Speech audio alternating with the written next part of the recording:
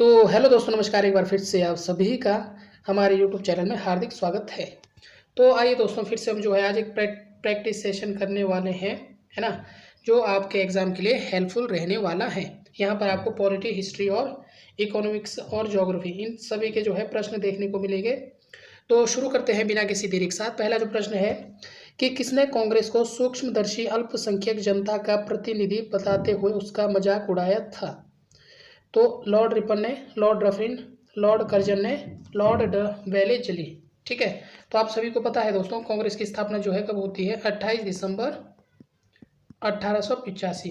ठीक है, इस दिन जो है क्या होती है? कांग्रेस की स्थापना होती है। और उसी समय जो है भारत का जो है गवर्नर जनरल कौन होता है? तो भारत का गवर्नर जनरल कौन होता है? गवर्नर जनरल तो ये होते हैं दोस्तों कौन उस समय? जो आपके लॉर्ड डफरिन है। कौन है? Lord Dufferin.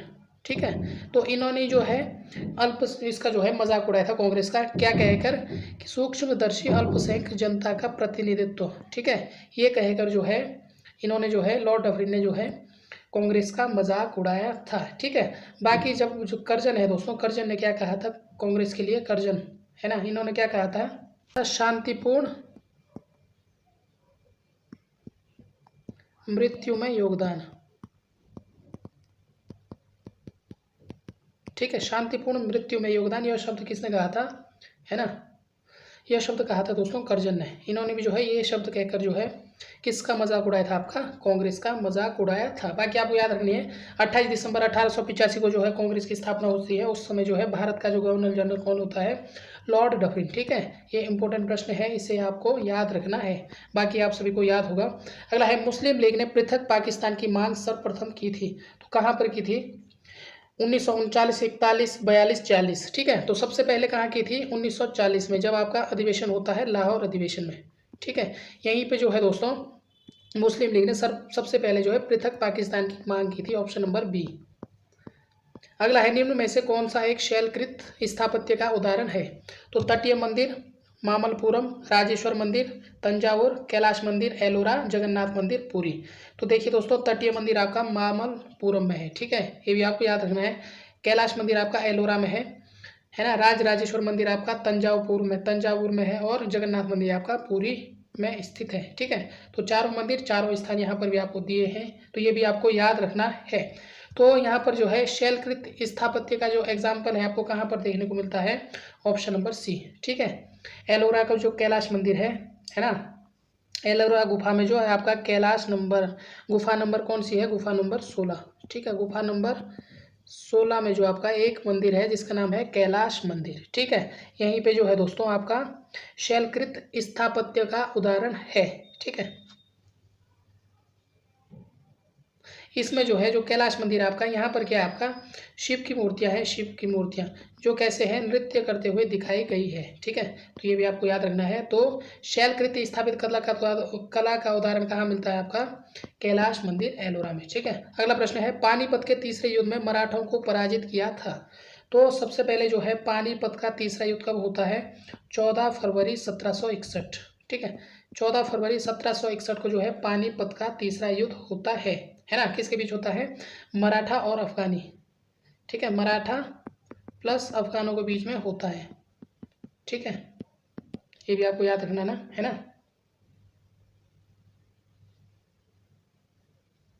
तो राइट आंसर क्या है इसका? आपका ऑप्शन नंबर बी,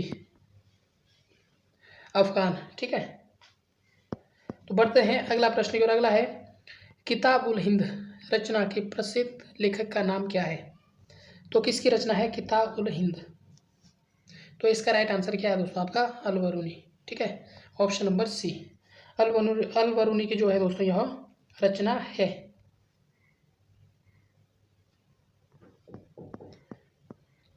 अगला प्रश्न है दोस्तों कि निम्न आंदोलन का सही कालक्रम क्या है?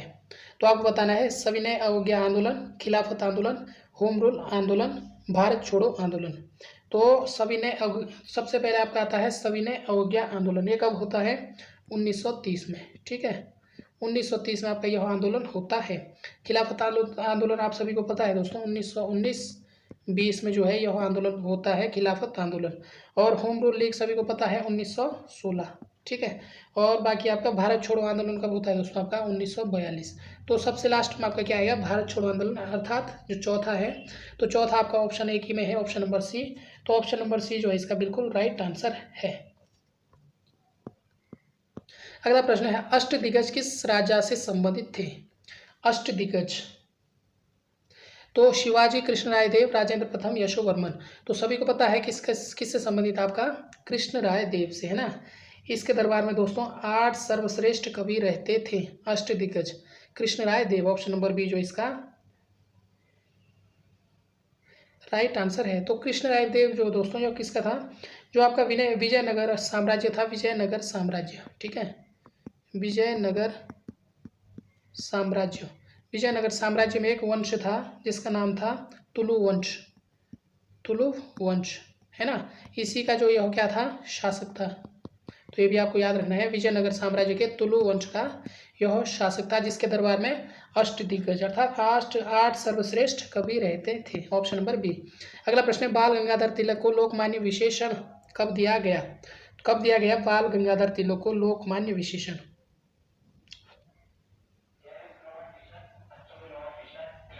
स्वदेशी आंदोलन, क्रांतिकारी आंदोलन, होम रूल आंदोलन या भारत छोड़ो आंदोलन। तो आप सभी को बताना है। तो इसका राइट आंसर क्या है आपका, ऑप्शन नंबर ए, स्वदेशी आंदोलन, ठीक है, 1908 में, है ना। जब बाल गंगाधर तिलक जो है जेल जा रहे थे, इसी समय जो है इन्हें जो है यह लोकमान्य विशेषण, लोकमान्य की उपाधि दी गई, ठीक है। तो ऑप्शन नंबर जो है ए जो है इसका राइट आंसर है। अगला है, एक वर्ष में स्वराज का नारा गांधी जी ने कब दिया। तो बताइए कब दिया।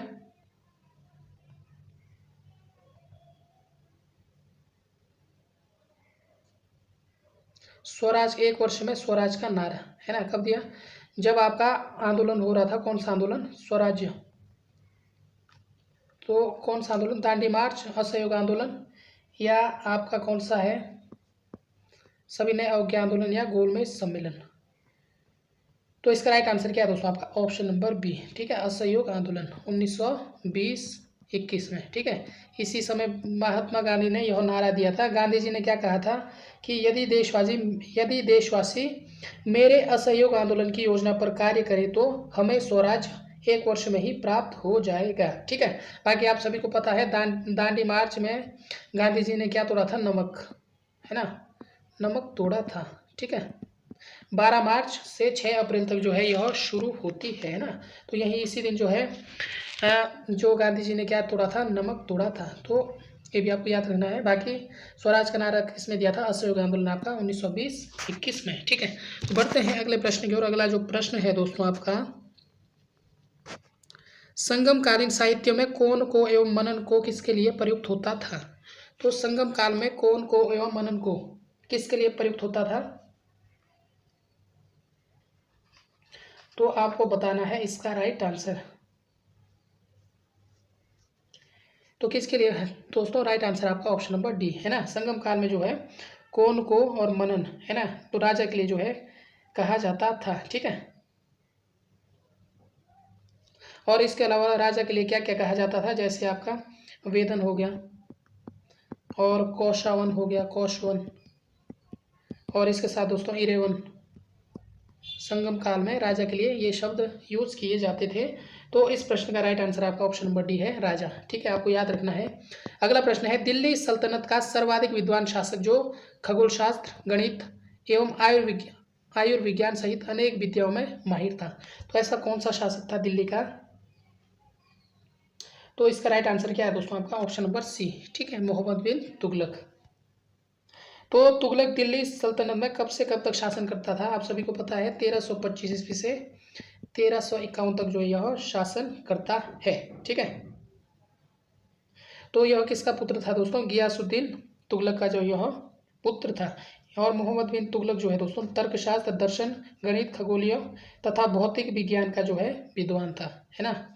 तो इसके साथ खगोल शास्त्र था, गणित था, और एक दोस्तों आपका तर्क विज्ञान आपको याद रखना है, तर्कशास्त्र आपको याद रखना है, दर्शन भी आपको याद रखना है, भौतिक विज्ञान भी जो है आपको याद रखना है। इन सभी का विद्वान था मोहम्मद बिन तुगलक, ठीक है। और यह जो है दोस्तों आयुर्विज्ञान है ना, आयुर्विज्ञान भी क्या है, ज्ञाता था। तो ऑप्शन नंबर सी इसका राइट आंसर है। और इसके अलावा क्या क्या जानता था, यह जो है दोस्तों पत्थरों पर जो है मूर्ति है ना, मूर्ति उकेरना भी जानता था। और इसी को जो है दोस्तों मोहम्मद बिन तुगलक को फारसी और साथ में अरबी और तुर्की है ना, तुर्की और संस्कृत, इन सभी भाषाओं का जो है अच्छा खासा नॉलेज था। किसको, आपका मोहम्मद बिन तुगलक। और इसी के समय जो है दोस्तों आपका जो इब्न बतूता है वो भारत आता है। इब्न बतूता पूछा जाता है, इब्न बतूता भारत में किसके काल में आता है, तो ये आता है मोहम्मद बिन तुगलक। तो इंपॉर्टेंट चीज़ें है, ये सारी चीज़ें आपको याद रखनी है बिल्कुल। Option number C. अगला है चित्रकला की मुगल शैली को आरंभ किया था, तो किसने किया था, जहांगीर ने, अकबर ने, शाहजहां ने, हुमायूं ने। तो चित्रकला की मुगल शैली का किसने किया था दोस्तों, आपका हुमायूं। ठीक है, ऑप्शन नंबर डी जो इसका बिल्कुल राइट आंसर है। तो इसके समय जो है जो प्रसिद्ध चित्रकार कौन कौन से थे दोस्तों, दो आपको याद रखना है। एक तो आपका मीर सैयद है ना, ये दो नाम आपको याद रखने हैं, मीर सैयद, और दूसरा है अब्दुस समद, अब्दुस समद। ठीक है, ये दोनों जो है प्रसिद्ध चित्रकार थे हुमायूं के शासनकाल में। और यहीं से जो है दोस्तों चित्रकला की मुगल शैली का आरंभ होता है, तो ये आपको याद रखना है। और अकबर ने जो है दोस्तों, अकबर अगर आपसे पूछा जाता है तो अकबर ने जो है चित्रकला के लिए जो है पृथक विभाग की स्थापना की थी, पृथक विभाग। ठीक है, चित्रकला के लिए पृथक विभाग की स्थापना किसने की थी, अगर पूछा जाता है तो आपको याद रखना है अकबर। ठीक है, और दोस्तों जहांगीर के समय में जो है चित्रकला जो है चरमोत्कर्ष पर थी है ना, सबसे ज़्यादा जो चरम सीमा पर जो थी चित्रकला वो किसके समय पर थी, आपकी जहांगीर, ये भी आपको याद रखना है। और मुगल शैली को आरंभ हुआ था हुमायूं के समय। ठीक है, तो ये सारी चीज़ें आपको याद रखनी है। अगला है किस चिश्ती संत के दरबार पर अकबर दर्शन हेतु अधिक जाता था। ठीक है, तो कौन सा था, इसका राइट आंसर क्या है आपका, Moinuddin Chishti, option number A है ना। इसकी दरगाह कहाँ है दोस्तों, आपका अजमेर। तो राइट आंसर इसका क्या है आपका, ऑप्शन नंबर ए। बढ़ते हैं अगले प्रश्न की ओर। महोदया किसका पुराना नाम है, तो बताना है इलाहाबाद, खजुराहो, पटना, कन्नौज। तो इसका राइट आंसर है दोस्तों आपका ऑप्शन नंबर सी।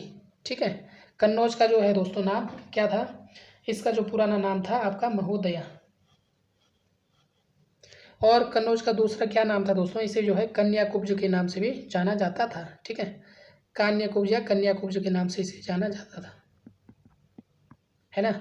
और बाकी आपका जो पटना का पूरा नाम आप सभी को पता है, एक तो आपका पाटलिपुत्र था और दूसरा आपका जो है पाटलीग्राम है ना, और तीसरा इसका अजीमाबाद। ठीक है, ये इसके जो है पुराने नाम थे, ये भी आपको याद रखना है। और इलाहाबाद दोस्तों आप सभी को पता है इसका प्राचीन नाम क्या है, प्रयाग। ठीक है, तो ये सारी चीज़ें आपको याद रखना है। अगला है निम्न में से कौन सा युद्ध भारत में अंग्रेजों के आधिपत्य की स्थापना की दृष्टि से सबसे महत्वपूर्ण समझा जाता है, तो कौन सा युद्ध है, तो इसका राइट आंसर क्या है आपका, ऑप्शन नंबर ए। ठीक है, बक्सर का युद्ध कब होता है, यह होता है दोस्तों 23 अक्टूबर 1764 में।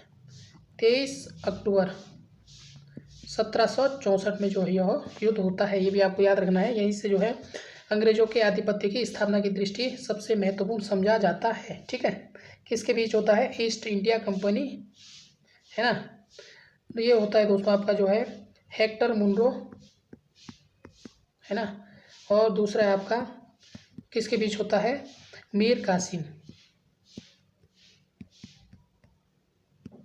ठीक है, और इसमें जो है किसकी विजय प्राप्त होती है, आपकी जो ईस्ट इंडिया कंपनी जो है इसकी जो है विजय प्राप्त होती है। अब दूसरा यदि आपसे पूछा जाता है प्लासी का युद्ध, तो आपने याद रखना है प्लासी का युद्ध कब होता है, 23 जून 1757। ठीक है, यह किसके बीच होता है, east India company, east India plus, और दूसरा होता है दोस्तों आपका बंगाल के नवाब। ठीक है, बंगाल के नवाब के बीच यह होता है, तो आपको याद रखना है प्लासी का युद्ध 23 जून 1757 में है ना। यहाँ पर भी जो है अंग्रेज जो है यहाँ पर जीत जाते हैं। ठीक है, और एक और युद्ध पूछा जाता है दोस्तों आपसे, वांडीवाश का युद्ध, है ना। यह जो है ब्रिटिश ईस्ट इंडिया कंपनी और फ्रांसीसी ईस्ट इंडिया कंपनी के बीच होता है। वांडीवाश का युद्ध होता है 27 जनवरी 1760। ये भी आपको याद रखना है। किसके बीच होता है? जो आपका फ्रांसीसी ईस्ट इंडिया कंपनी है और ब्रिटिश ईस्ट इंडिया कंपनी है ना, इसी के बीच जो है यह युद्ध होता है। तो ये प्रमुख युद्ध है जो आपको याद रखने हैं। बाकी बढ़ते हैं अगले प्रश्न की ओर। अगला प्रश्न है दोस्तों, निम्न में से कौन सा मौर्य युगीन अधिकारी माप तोल का प्रभारी था? तो मौर्य युगीन में कौन जो है माप तोल का प्रभारी था? ठीक है, पौतवाध्यक्ष, पणियाध्यक्ष, शीताध्यक्ष, सुनाध्यक्ष। तो इसका राइट आंसर है आपका जो माप तोल का अधिकारी था आपका पौतवाध्यक्ष। तो जो पणियाध्यक्ष है दोस्तों, ये किसका अधिकारी था? आपका वाणिज्य, है ना, आपको याद रखना है, वाणिज्य किसका अधिकारी था? वाणिज्य का अधिकारी था, ये भी आपको याद रखना है।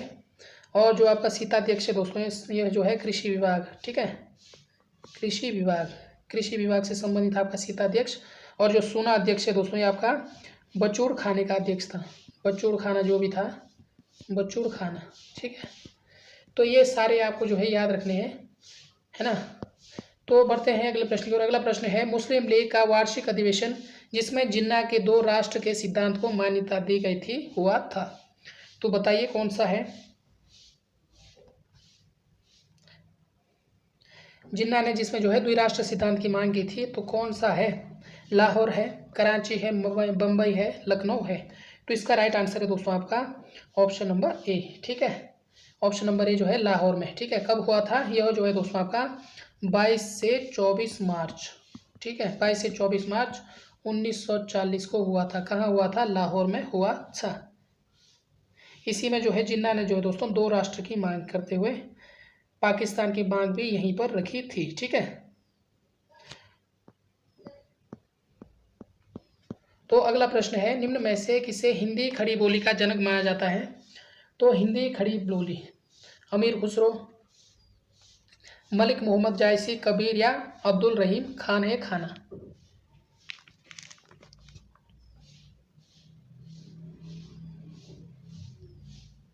ठीक है, तो ऑप्शन नंबर ए जो है अमीर खुसरो। दोस्तों इनके विषय में जो है एक प्रश्न पूछा जाता है कि जो 7 सुल्तानों का शासनकाल देखने वाला जो माना जाता हो, इन्हें ही माना जाता है ना। इन्होंने जो है 7 सुल्तानों का शासनकाल देखा है, ठीक है। तो ये भी आपको याद रखना है, ये भी इंपॉर्टेंट प्रश्न है, यहाँ से पूछा जाता है। हिंदी खड़ी बोली का जनक भी जो है अमीर खुसरो को माना जाता है, ठीक है।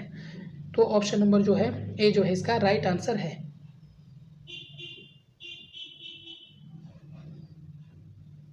तो इसका जो नाम है दोस्तों, क्या नाम है इसका? पूरा नाम है अब्दुल हसन यामिद उद खुसरो, ठीक है। क्या नाम है? अब्दुल हसन यामिद उल खुसरो या उद खुसरो, ठीक है, ये इसका जो है पूरा नाम है। और इसी को शॉर्ट में अमीर खुसरो के नाम से भी जाना जाता है। अगला है, बेगम समरू ने एक अति प्रसिद्ध चर्च का निर्माण करवाया। तो बेगम समरू ने एक अति प्रसिद्ध चर्च का निर्माण कहाँ करवाया? माउंट आबू में, नैनीताल में, सरधना में, कानपुर में। तो इसका राइट आंसर आपका क्या है?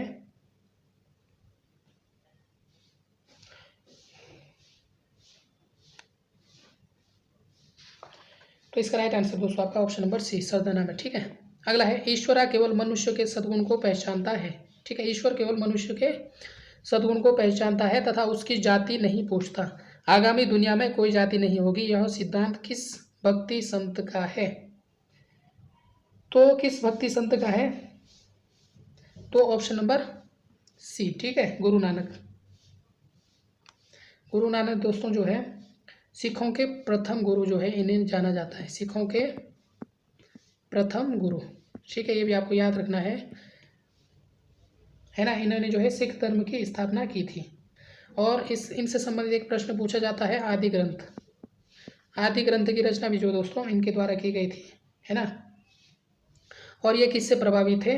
ये संत एक बाबा है ना, सूफी संत बाबा फरीद उनका नाम है, सूफी संत बाबा फरीद से जो यह प्रभावित थे, ठीक है। तो ये 3 प्रश्न जो है इनसे पूछे जाते हैं। तो सिखों के प्रथम गुरु थे, सिख धर्म की स्थापना की थी, आदि ग्रंथ इन्हें लिखा था। और जो आपका जो है सूफी संत बाबा फरीद से यह प्रभावित थे, और इन्होंने जो कहा कि ईश्वर केवल मनुष्य के सद्गुण को पहचानता है तथा उसकी जाति नहीं पूछता, आगामी दुनिया में कोई जाति नहीं होगी, ऑप्शन नंबर सी। ठीक है, अगला है भारत में कर्जन के प्रशासन की तुलना औरंगजेब से किसने की थी? किसने की थी? ठीक है, तो ये की थी दोस्तों आपकी जो बीजी तिलक, बाल गंगाधर तिलक ने। कब की थी? ये की थी बंगाल विभाजन के समय। ठीक है, बंगाल विभाजन जब हुआ था उस समय की थी, तो ये भी आपको याद रखना है, ऑप्शन नंबर ए। अगला है 1857 की क्रांति प्रारंभ हुई, गवर्नर जनरल था, कौन थे?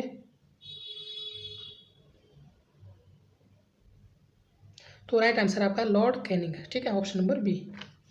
तो इसका राइट आंसर आपका ऑप्शन नंबर बी है, लॉर्ड कैनिंग। ये भी आपको याद रखना है, बहुत बार जो है प्रश्न पूछा गया है। निम्न में से शैल तंत्रों में से किसमें लौह अयस्क के प्रमुख जमाव पाए जाते हैं? तो बताना है आपको। तो इसका राइट आंसर क्या है दोस्तों आपका? Option number C. ठीक है, धारवाड़ तंत्र, यहाँ जो है लौह अयस्क जो है सर्वाधिक भंडार पाए जाते हैं।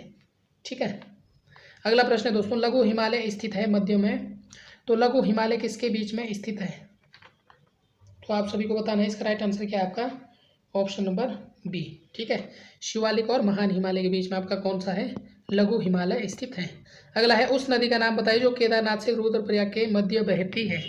तो केदारनाथ से रुद्रप्रयाग के मध्य बहने वाली जो नदी है सभी को पता है दोस्तों, कौन सी? आपकी मंदाकिनी। ठीक है, ऑप्शन नंबर डी।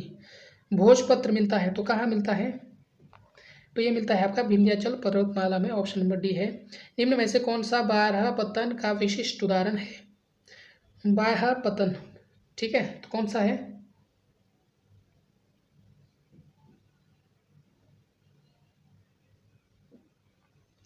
तो ये है दोस्तों आपका विशाखापट्टनम, है ना। विशाखापट्टनम जो है बारह पतन का उदाहरण है। बाकी पोरबंदर, पणजी और हल्दिया ये दोस्तों आंतरिक पतन के उदाहरण है। ठीक है, आंतरिक पतन, है ना। जो विशाखापट्टनम है वो आपका बारह पतन का एग्जाम्पल है। तो ये भी आपको याद रखना है, अगर आपसे पूछा जाता है कई बार आंतरिक पतन के एग्जाम्पल है तो पोरबंदर, पणजी, हल्दिया। ठीक है, और बारह पतन आपका कौन सा है? विशाखापट्टनम। अगला प्रश्न है, निम्न में से किस प्रांत में सोयाबीन खेती के अंतर्गत क्षेत्र सर्वाधिक है? तो सोयाबीन जो दोस्तों सबसे ज़्यादा कहाँ पर होता है आपका सभी को पता है, दाल है सबसे ज़्यादा कहाँ पे? आपके मध्य प्रदेश, एमपी। ठीक है, आपको याद रखना है। निम्न में से अलास्का किस देश का हिस्सा है? तो अलास्का जो है दोस्तों किसका हिस्सा है?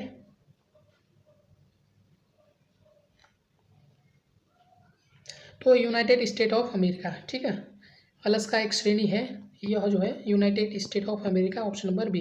तमिलनाडु और आंध्र प्रदेश के तट का नाम है, तो बताना है आपको तमिलनाडु और आंध्र प्रदेश के तट का क्या नाम है। ठीक है, तो इसका राइट आंसर आपका कोरोमंडल तट। ठीक है, अब देखिए दोस्तों उत्कल तट, उत्कल, है ना, ये जो है ओडिशा के तटीय भाग को कहा जाता है। ओडिशा का तटीय भाग क्या कहलाता है? आपका उत्कल तट, है ना। अब दूसरा आता है उत्तरी सरकार, जो उत्तरी सरकार तट है दोस्तों, है ना, ये आपका ओडिशा से नीचे, ओडिशा से नीचे और आंध्र प्रदेश से ऊपर। ठीक है, आंध्र प्रदेश से ऊपर, तो ओडिशा से नीचे और आंध्र प्रदेश से ऊपर वाला तट क्या कहलाता है? आपका उत्तरी सरकार तट। ठीक है, ये भी आपको याद रखना है। और कोरोमंडल तट दोस्तों आप सभी को पता है, आंध्र प्रदेश और तमिलनाडु। ठीक है, तो ये भी आपको जो है याद रखना है। दक्षिण एशिया के निम्न देशों में से क्षेत्रफल की दृष्टि से कौन सबसे छोटा है? तो बताना है दक्षिण एशिया में क्षेत्रफल की दृष्टि से सबसे छोटा कौन सा है? तो इसका राइट आंसर क्या होगा दोस्तों आपका? श्रीलंका, भूटान, मालदीव या बांग्लादेश।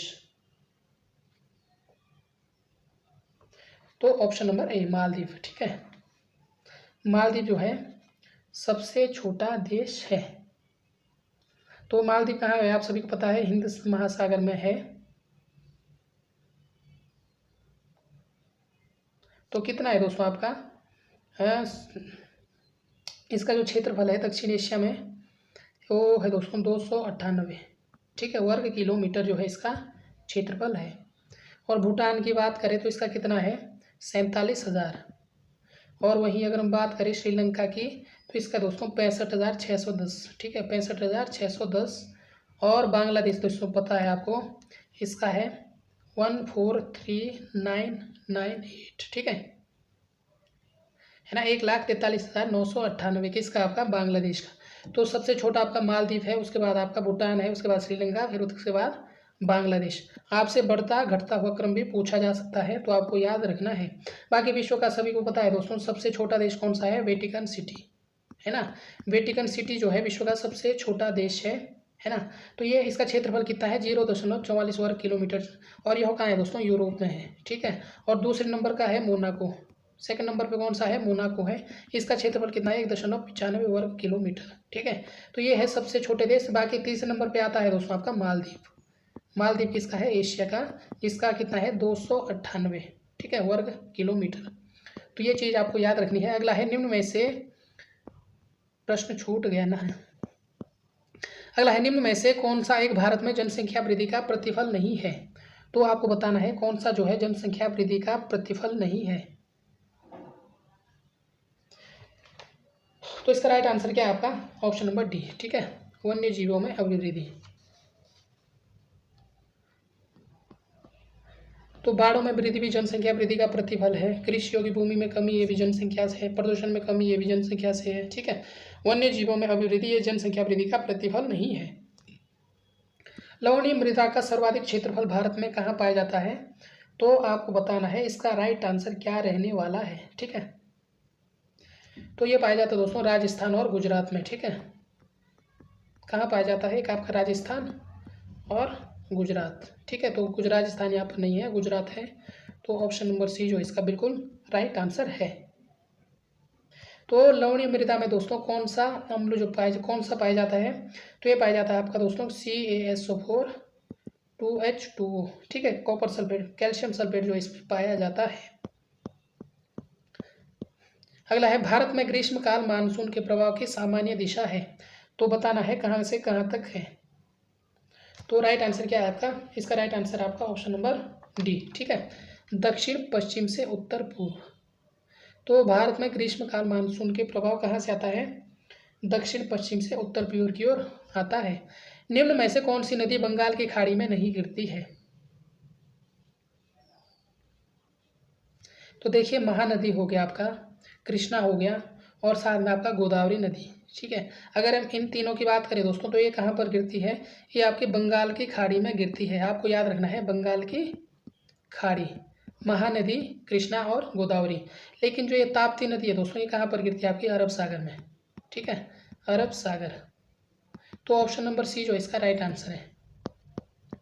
अगला प्रश्न है भारत में सर्वाधिक जनसंख्या घनत्व तो संबंधित है किससे है, किस क्षेत्र से है। तो औद्योगिक क्षेत्र से है, ठीक है, ऑप्शन नंबर ए। राष्ट्रीय विकास परिषद की अध्यक्षता कौन करता है। तो आपको बताना है राष्ट्रीय विकास परिषद की अध्यक्षता। तो राइट आंसर क्या है, भारत का प्रधानमंत्री, ठीक है ना। राष्ट्रीय विकास परिषद का अध्यक्ष कौन करता है, प्रधानमंत्री करता है। जबकि सभी राज्यों के मुख्यमंत्री इसके क्या होते हैं दोस्तों, सभी राज्यों के क्या मुख्यमंत्री, है ना, जो CM है सभी राज्यों के, वो उसके क्या होते हैं, पदेन सदस्य, ठीक है। तो राइट आंसर इसका क्या है आपका, ऑप्शन नंबर बी जो है इसका राइट आंसर है।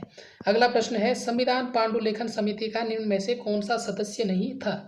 तो कौन सा सदस्य नहीं था, तो इसका राइट आंसर क्या है आपका, ऑप्शन नंबर डी है, जवाहरलाल नेहरू, ठीक है। संविधान पांडुलेखन समिति, है ना, तो जवाहरलाल नेहरू जो है दोस्तों इसके अध्यक्ष नहीं थे, ठीक है। तो इसकी स्थापना कब होती है पांडुलेखन समिति की, तो ये होती है दोस्तों आपका 20 अगस्त, आपको याद रखना है 1947, ठीक है। तो इसमें जो है आपके कितने सदस्य थे, 7 सदस्य, है ना। एक तो इसमें अध्यक्ष था, अध्यक्ष सहित इसमें 6 सदस्य थे। भीमराव अंबेडकर जो है दोस्तों इसके अध्यक्ष थे। बाकी अन्य जो है इसके 6 सदस्य थे। कौन कौन इसके सदस्य थे, एक तो आपका गोपाल स्वामी अय्यर था, अयंकर था, आपको याद रखना है अयंकर, ठीक है। और दूसरा जो सदस्य था दोस्तों अल्लादी कृष्ण स्वामी अय्यर, ठीक है। और तीसरा है डॉक्टर KM मुंशी। तो दूसरा कौन था, अल्लादी कृष्ण स्वामी अय्यर, आपको याद रखना है। तीसरा है डॉक्टर KM मुंशी, ठीक है, ये भी आपको याद रखना है, मुंशी। और अगला है दोस्तों चौथे जो है सैयद मोहम्मद सादुल्ला, तो मोहम्मद सादुल्ला थे। और इसके अलावा दोस्तों एन माधव, पांचवें जो सदस्य थे एन माधव, ठीक है। और टीटी कृष्णमाचारी, छठे जो सदस्य थे टीटी कृष्णमाचारी, कृष्णमाचारी, ठीक है। अब आपको याद रखना है इसमें 6 सदस्य थे और जो अध्यक्ष था वो कौन था आपके 7वें सदस्य अध्यक्ष के रूप में आपका भीमराव अम्बेडकर थे, ठीक है। तो पांडुलिखन समिति आपको याद रखनी है। ऑप्शन नंबर राइट आंसर इसका आपका ऑप्शन नंबर कौन नहीं थे आपके, पंडित जवाहरलाल नेहरू, ठीक है, ऑप्शन नंबर ए। तो बढ़ते हैं अगले प्रश्न की ओर। अगला है भारतीय संविधान के अंतर्गत निम्न में से किसे मूल अधिकारों का संरक्षक समझा जाता है, संसद, न्यायपालिका, राष्ट्रपति या प्रधानमंत्री को। तो आप सभी को बताना है इसका राइट आंसर।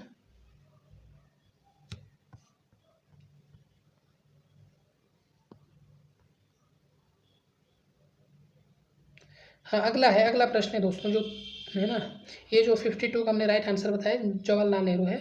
अगला प्रश्न है भारत का प्रथम कानून मंत्री, ठीक है। तो ये थे आपके डॉक्टर भीमराव अम्बेडकर, ठीक है। इसमें मिस्टेक हुई, हमने क्वेश्चन जो है 52 का आंसर 53 में बताया, ठीक है, दोनों के ऑप्शन सेम थे। तो डॉक्टर भीमराव अम्बेडकर जो है कानून मंत्री थे, आपको याद रखना है, ठीक है। और जबकि पंडित जवाहरलाल नेहरू क्या थे आपके पीएम, प्रधानमंत्री थे, है ना। और मौलाना अब्दुल कलाम आज़ाद क्या थे आपके शिक्षा मंत्री, ये भी आपको याद रखना है। और टीटी कृष्णमाचारी ये क्या थे दोस्तों आपके, ये आपके वित्त मंत्री थे, है ना, क्या थे वित्त मंत्री। तो ये सारे आपको याद रखना है, कानून मंत्री डॉक्टर भीमराव अम्बेडकर, प्रधानमंत्री जवाहरलाल नेहरू, शिक्षा मंत्री मौलाना अब्दुल कलाम आज़ाद और टीटी कृष्णमाचारी आपके क्या थे वित्त मंत्री, ठीक है।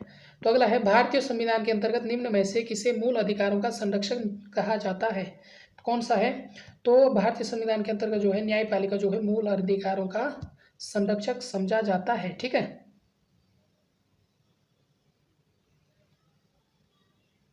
ना। तो आप सभी को पता है न्यायालय में जाते हैं, सर्वोच्च न्यायालय जो है मूल अधिकारों का संरक्षण है, तो ऑप्शन नंबर सी। अगला है निम्न में से कौन से संवैधानिक प्राधिकरण है। तो संवैधानिक प्राधिकरण कौन कौन सा है दोस्तों आपका, राज्य निर्वाचन आयोग, वित्त आयोग, मुख्य निर्वाचन अधिकारी या पंचायत।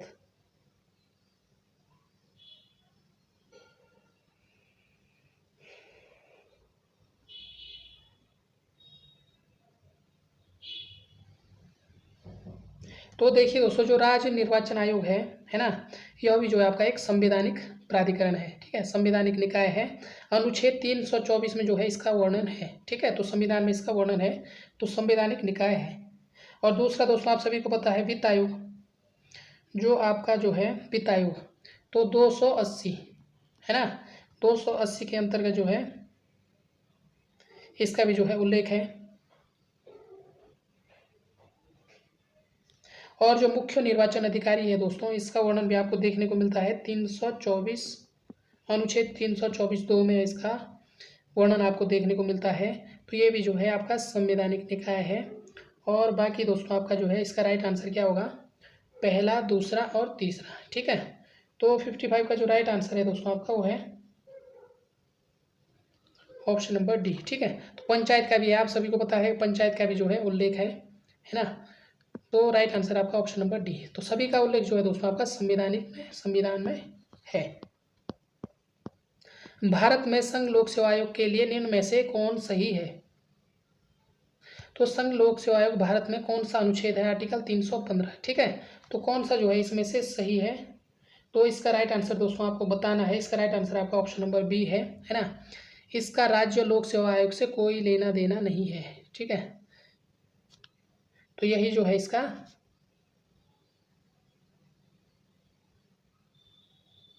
है ना, यह राज्य लोक सेवा आयोग का निरीक्षण करता है, बिल्कुल सही है। इसके सारे सदस्य राज्य लोक आयोग से लिए जाते हैं। यह राज्य लोक सेवा आयोग को वार्षिक दिशा निर्देश भेजता है। इसका राज्य लोक सेवा आयोग से कोई लेना देना नहीं है। तो सही कौन सा है आपका, ऑप्शन नंबर कौन सा है, ऑप्शन नंबर बी, ठीक है। अगला है भारत के उपराष्ट्रपति का निर्वाचन एक निर्वाचक गण द्वारा किया जाता है जिसके सदस्य होते हैं। तो उपराष्ट्रपति का निर्वाचन, तो कौन कौन से सदस्य होते हैं उपराष्ट्रपति के निर्वाचन में।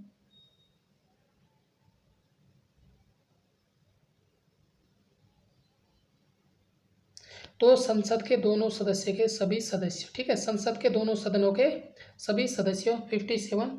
ऑप्शन नंबर बी इसका बिल्कुल राइट आंसर है। तो अगला प्रश्न है दोस्तों, भारतीय संविधान के अंतर्गत निम्न में से कौन सा अनुच्छेद संसद को राज्य सूची के विषय के संबंध में विधि बनाने की शक्ति प्रदान करता है?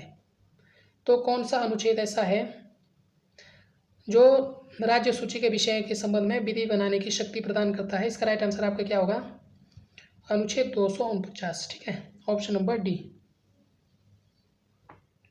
तो ऑप्शन नंबर डी जो है इसका बिल्कुल राइट आंसर है। अगला प्रश्न है, मंत्रिपरिषद सामूहिक रूप से उत्तरदायी होता है तो किसके प्रति?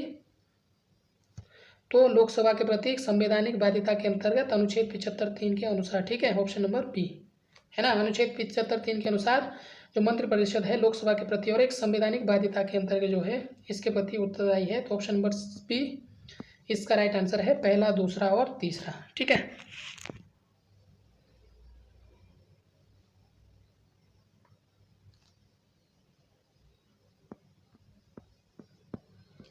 भारतीय संविधान के किस अनुच्छेद में भारतीय नागरिकों के मूल कर्तव्य शामिल है?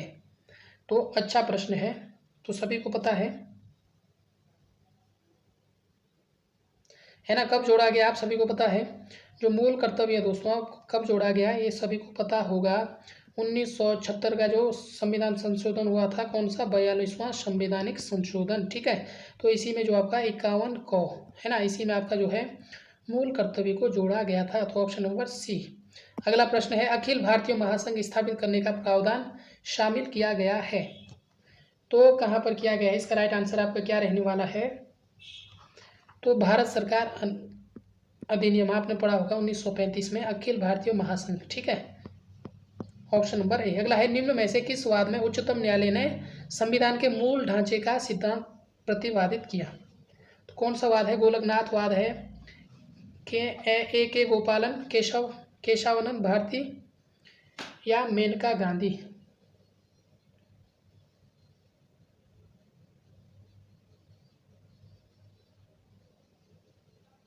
तो कौन सा दोस्तों आपका? 1973 केशवानंद भारती, ठीक है।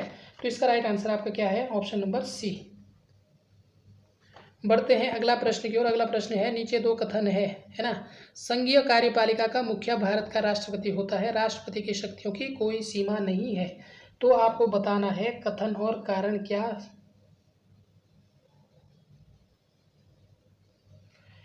तो बताना है इसका राइट आंसर, ठीक है। तो पहला तो बिल्कुल जो है दोस्तों पहला आपका सही है, लेकिन दूसरा आपका गलत है ना। राष्ट्रपति शक्तियों की सीमा होती है, ठीक है, सीमा नहीं होती, इनकी कुछ सीमाएं होती है, ठीक है। तो दूसरा आपका गलत है, तो पहला सही दूसरा गलत।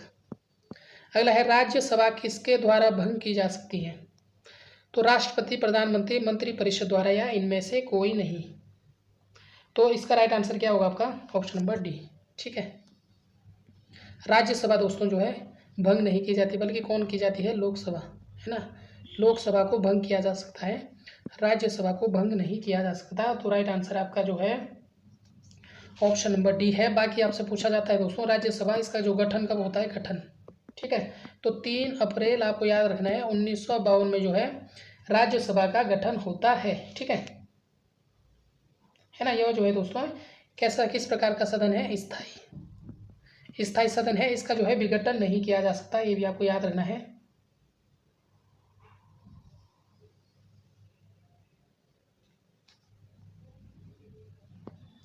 अगला प्रश्न है दोस्तों, भारत में निम्न में से कौन राजकोषीय नीति निर्धारित करता है? तो राजकोषीय नीति कौन निर्धारित करता है? यहाँ से आपका इको शुरू होता है। तो इसका राइट आंसर आपका ऑप्शन नंबर सी, वित्त मंत्रालय, ठीक है। भारतीय संविधान कैसा है? कठोर है, लचीला है, न कठोर है, न ही लचीला है, अंशतः कठोर या अंशतः लचीला? तो इस प्रकार के प्रश्न भी एग्जाम में बनते हैं, है ना। तो भारतीय संविधान न तो लचीला है न ही कठोर है, ठीक है। ऑप्शन नंबर सी जो है इसका बिल्कुल राइट आंसर है। तो 66 आपका क्या है? ऑप्शन नंबर सी, ठीक है। अगला प्रश्न है दोस्तों कि निम्न कथनों पर विचार कीजिए। भारत एक लोकतांत्रिक राज्य व्यवस्था है, भारत एक प्रभुसत्ता संपन्न राज्य है, भारत में लोकतांत्रिक समाज है, भारत एक कल्याणकारी राज्य है। तो कौन से कथन सही है आपको बताना है। तो दोस्तों सभी कथन जो आपके सही है ना। भारत सभी को पता है एक लोकतांत्रिक राज्य व्यवस्था है, ठीक है। भारत प्रभुत्व संपन्न राज्य है, लोकतांत्रिक भी है भारत में और कल्याणकारी राज्य है, ठीक है। तो चारों जो है बिल्कुल सही है। अगला है, भारत में पंचायत राज प्रणाली का शुभारंभ कब और कहाँ से हुआ था। सभी को पता है भारत में पंचायत राज प्रणाली 2 अक्टूबर, आप सभी को पता है 2 अक्टूबर 1959 को नागौर राजस्थान से, है ना, बलवंत राय मेहता कमेटी के आधार पर। कौन सी कमेटी थी? बलवंत राय मेहता कमेटी, ठीक है, समिति मेहता, ठीक है, मेहता समिति की सिफारिश के आधार पर जो है 2 सितंबर 1959 को जो है पंचायती राज अधिनियम पारित किया गया। तो पंचायत राज अधिनियम पारित कब किया जाता है? आपको याद रखना है 2 सितंबर 1959 को, ठीक है। किसकी समिति के आधार पर? जो आपका बलवंत राय मेहता कमेटी की सिफारिश के आधार पर। और इसी के बाद जो है दोस्तों 2 अक्टूबर 1959 को जो है नागौर राजस्थान से जो है पंचायत राज का उद्घाटन किया जाता है, ठीक है। इसके बाद दोस्तों आपका जो है राजस्थान के बाद आपका आता है 1959 में आपका आता है आंध्र प्रदेश में, ठीक है। इसके बाद आंध्र प्रदेश आता है 1960 में। कहाँ पर होता है? 1960 में आपका असम में होता है, ठीक है। और उसके बाद तमिलनाडु और कर्नाटक 1962, आपको याद रखना है। और 1960 में दोस्तों आपका तमिलनाडु, असम और कर्नाटक तीनों में होता है। और 1962 आपका किस में आता है? महाराष्ट्र, ठीक है, यह आपको याद रखना है। और 1963 गुजरात, 1964 में पश्चिम बंगाल। तो ये सारी चीज़ें आपको याद रखनी है। तो राज्यों में पंचायत का गठन आप सभी को पता है, अनुच्छेद किस में है? अनुच्छेद 40, ठीक है। राज्यों में पंचायत का गठन किस आर्टिकल में है? आर्टिकल 40 में है, ये भी आपको याद रखना है। अगला है, भारत निर्माण योजना का संबंध है। तो भारत निर्माण योजना का संबंध है तो किससे है? अवस्था इंफ्रास्ट्रक्चर डेवलपमेंट से, ठीक है, ऑप्शन नंबर ए। अगला प्रश्न है, निम्न वस्तु समूह में से कौन सा FMCG fast moving consumer goods में शामिल नहीं किया जाता? तो कौन सा है दोस्तों आपका FMCG जो है? तो इसका राइट आंसर क्या है आपका? ऑप्शन नंबर सी, ठीक है, दूध व पनीर। भारत का औद्योगिक वित्त निगम किस रूप में कार्य करता है? तो किस रूप में? एक विकास बैंक के रूप में कार्य करता है, ठीक है। और भारत का जो औद्योगिक वित्त निगम, इसकी स्थापना कब होती है? 1948, आपको याद रखना है, जुलाई 1948 में जो है इसकी स्थापना होती है। अगला प्रश्न, निम्न में से कौन सा बैंक मुख्यतः लघु उद्योगों के संबंध में कार्य करता है? तो सभी को पता है दोस्तों आपका SIDBI, ठीक है, SIDBI है ना, SIDBI small industrial development bank of India, ठीक है। SIDBI का पूरा नाम क्या है? ये सभी को पता होना चाहिए, स्मॉल इंडस्ट्री डेवलपमेंट और दूसरा बी से क्या है दोस्तों आपका? बैंक ऑफ इंडिया, ठीक है। यह जो है दोस्तों आपका लघु उद्योगों में कार्य करता है। और इसी का उल्टा है दोस्तों आपका इडबी है ना। इडबी जो है यह किस में कार्य करता है दोस्तों? यह जो है बड़े उद्योगों से संबंधित, इसका उद्योग किससे है? बड़े उद्योग से। तो दोनों आपको याद रखना है। बाकी सभी को पता है ICICI बैंक की स्थापना कब होती है? 1955 में जो है इसकी स्थापना होती है, 1955 में, ठीक है। और SIDBI दोस्तों कब होती है? 1988-89 में जो है इसकी स्थापना होती है, किसकी? SIDBI। तो बढ़ते हैं अगले प्रश्न की ओर। अगला प्रश्न है, निम्न में से कौन सी एक नगद फसल नहीं है? तो कौन सी? तंबाकू, कपास, सोयाबीन, रबर। तो सभी को पता है 73 का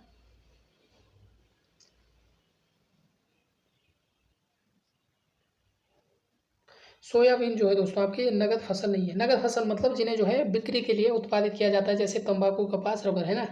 निम्न में से कौन सा 12वीं पंचवर्षीय योजना का कार्यकाल है? तो 12वीं पंचवर्षीय योजना दोस्तों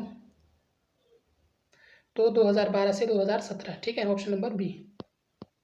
अगला है, निम्न में से कौन सी फसल वर्ष की तीनों ऋतुओं में उगाई जा सकती है? तो ग्रीष्म, शरद और शीत।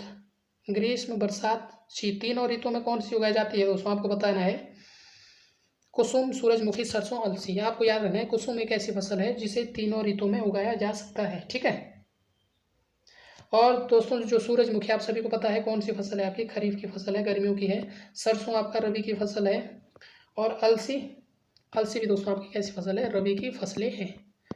तो बढ़ते हैं अगले प्रश्न पर। अगला है भुगतान संतुलन शब्द का प्रयोग निम्न में से किसके संदर्भ में किया जाता है। तो इसका राइट आंसर क्या है आपका, ऑप्शन नंबर डी, ठीक है। इनमें से किसी भी के भी संदर्भ में नहीं किया जा सकता।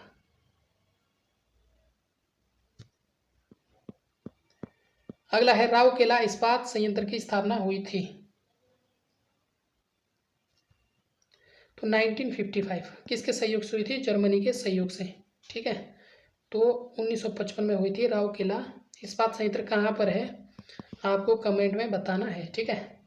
अगला प्रश्न है दोस्तों कि भारत में फसल बीमा योजना कब का शुभारंभ हुआ था, कब हुआ था, 1988 में, ठीक है। Option number B.